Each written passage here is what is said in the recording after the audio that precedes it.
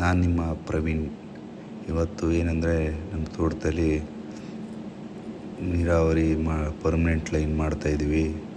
ಅದ್ರ ಬಗ್ಗೆ ಸಣ್ಣದಾದಂಥ ಒಂದು ಪರಿಚಯ ನೋಡಿ. ಅದು ಮೇಯ್ನ್ ಲೈನ್ ಬಂದು 1.25 ಇಂಚು, ಸಬ್ ಲೈನ್ ಬಂದು 1.25 ಇಂಚು ನೋಡಿ. ಅದೇ ಬೋರು.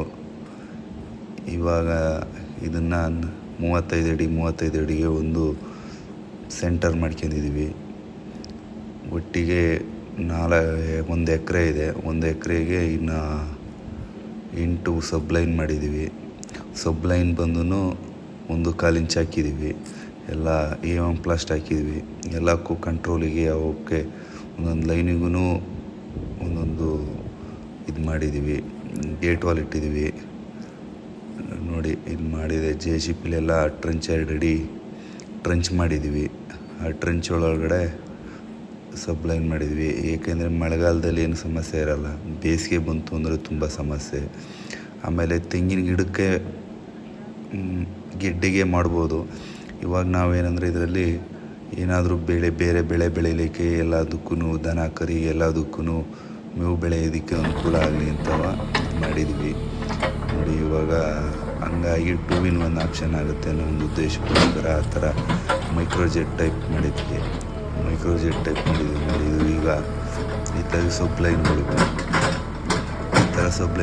ಒಂದೊಂದು ಜೆಟ್ಟನ್ನು 15 ಅಡಿಗೆ ಒಂದೊಂದು ಜೆಟ್ಟನ್ನು ಕೂರಿಸಿದ್ವಿ. ಆ ಜೆಟ್ ಬಂದು 1 ಇಂಚಿಂದು, ಅದಕ್ಕೆ ಸಬ್ ಲೈನಿಗೆ ಮಾಡ್ಕೊಂಡಿದ್ವಿ. ಹಂಗಾಗಿ ಏನು ಸಮಸ್ಯೆ ಆಗಲ್ಲ. ಮಾಡಬೇಕಾದ್ರೆ ಎಲ್ಲ ಒಂಚೂರು ಪ್ಲ್ಯಾನ್ ಮಾಡ್ಕೊಂಡು ಮಾಡಬೇಕು.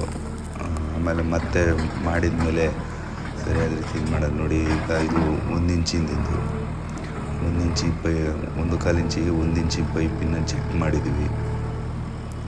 ಒಂದೊಂದು ಲೈನಿಗೆ 7-8 ಜೆಟ್ ಬಂದಿದೆ. ಡಿಪೆಂಡ್ ಆಫ್ ಜಮೀನ್ ಮೇಲೆ ಯಾವ ಥರ ಬರುತ್ತೆ ಅಂತ ನೋಡಿ. ಎಲ್ಲ ಫಿನಿಶಿಂಗ್ ಆದಮೇಲೆ ಆಗಲೇ ಕರೆಂಟ್ ಬಂದಿದೆ. ಕರೆಂಟಲ್ಲಿ ಈ ಥರ ಮಾಡಿದ್ವಿ. ಕೃತಕ ಮಳೆ ನೀರು ಬಿದ್ದಂಗೆ ಬೀಳ್ತಾ ಇರುತ್ತೆ. ಎಲ್ಲ ಚೆನ್ನಾಗಿರುತ್ತೆ. ಇದರೊಳಗಡೆ ಏನು ಬೇಕಾದ್ರೂ ನಾವು ಬೆಳ್ಕೋಬೋದು. ಈಗ ತೆಂಗಿನ ಗಿಡಕ್ಕೆ ಮಾತ್ರ ಆದ್ರೆ ಮತ್ತೆ ತೆಂಗಿನ ಗಿಡಕ್ಕೆ ಮಾತ್ರ ಬೆಳೆಯುತ್ತೆ. ಆಮೇಲೆ ಮತ್ತೆ ದನಿ ನಾವು ಶಬ್ಬೆ ಎಲ್ಲ ಬೆಳೆಯೋಕ್ಕೆಲ್ಲ ಮತ್ತೆ ಸಮಸ್ಯೆ. ಇದಕ್ಕೆ ಮತ್ತೆ ಬೇಕು ಅಂದರೆ ಶುಂಠಿ ಏನಾದರೂ ಹಾಕೋಬೋದು ನೋಡಿ. ಈ ಥರ ಜೆಟ್ ಮಾಡ್ಕೊಂಡಿದ್ವಿ. ಇದೊಂದು ಜೆಟ್ ಬಂದು 60 ರೂಪಾಯಿ. ಚೆನ್ನಾಗಿ ಆರುತ್ತೆ, ಎಲ್ಲ ನೀಟಾಗಿರುತ್ತೆ. ಈಗ ಇದರಲ್ಲಿ ನಮ್ಮ ಬಾವಿ ಈಗ ಓಡ್ತಾ ಇರೋ ನೀರಲ್ಲಿ 10 ಜೆಟ್ಟು ಓಡ್ತಾ ಇದೆ. ನೀರು ಚೆನ್ನಾಗಿತ್ತು ಅಂದರೆ ಜಾಸ್ತಿ ಓಡುತ್ತೆ. ಇವಾಗ ಕಮ್ಮಿ ಇರೋದ್ರಿಂದ ಕಮ್ಮಿ ಓಡುತ್ತೆ. ಎಷ್ಟು ಬೇಕು ಯಾವ ಜಾಗಕ್ಕೆ ಬೇಕೋ ಆ ಜಾಗಕ್ಕೆ ನಾವು ನೀರು ಹಾರಿಸ್ಕೋಬೋದು. ಹಂಗಾಗಿ ನೋಡಿ ಎಷ್ಟು ಚೆನ್ನಾಗಿ ಆರ್ತಾಯಿದೆ. ಅದು ಕಾಣ್ತಾ ಇಲ್ಲ ನಿಮಗೆ ಕರೆಕ್ಟಾಗಿ ಬಿಸಿಲಲ್ಲಿ. ತುಂಬ ಚೆನ್ನಾಗಿ ಆರ್ತಾಯಿದೆ. ಒಂದೊಂದು 20 ಅಡಿ ಮೇಲೆ ನೀರು ಆರ್ತಾಯಿದೆ. ಒಂದೊಂದು ಜೆಟ್ ಹತ್ರಕ್ಕೆ ಹಾಕೋದ್ರಿಂದ ಭೂಮಿ ಚೆನ್ನಾಗಿ ನೆನೆಯುತ್ತೆ ಅಂತ ಒಂದೊಂದು ಸ್ವಲ್ಪ ಹತ್ರಕ್ಕೆ ಹಾಕಿದ್ವಿ. ತುಂಬ ಚೆನ್ನಾಗಿ ಆರ್ತಾಯಿದೆ.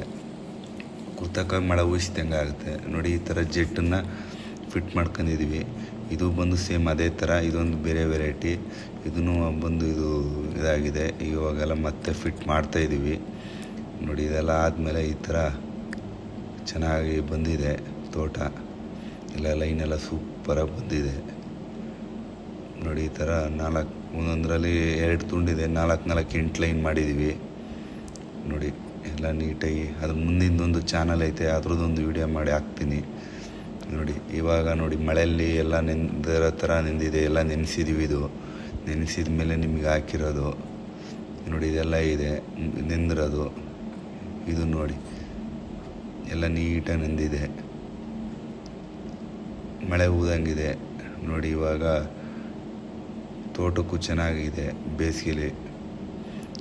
ಹಂಗಾಗಿ ಏನು ಸಮಸ್ಯೆ ಇರಲ್ಲ. ನೀವು ಇದೇ ಥರ ಮಾಡ್ಕೊಳ್ಳಿ. ಪರ್ಮನೆಂಟು ತೆಂಗಿನ ಗೆಡ್ಡೆ ಮಾಡೋ ಬದಲು ನೋಡಿ.